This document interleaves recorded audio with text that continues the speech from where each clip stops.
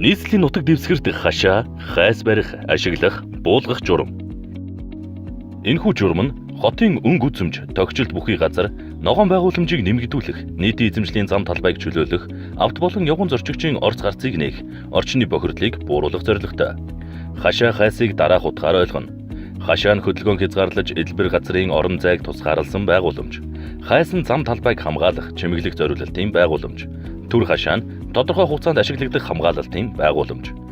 Амьд хайс нь нэгээс дээш игнэ бүхий эмжээрлэн тарьсан бут сөг юм. Албан контор, банк, зочид буудал зэрэг үйлчилгээний байгууллагууд нь хашаагүй байх ба зөвхөн амьд хайстай байж болно. Амьд хайсыг орон сууц, олон нийтийн барилга байгууламжийн эдэлбэр газрыг тусгаарлах зорилгоор байгуулна.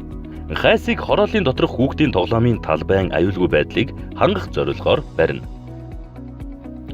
Барилга болон инженерийн дэд бүтцийн барилга байгууламж барих үед хөдөлмөр хамгааллын аюулгүй ажиллагааг хангах зорилгоор нь 3 м өндөртэй төмөр хашаан дээр 2 м-ийн өндөр тортой түр хашааг байрлуулна.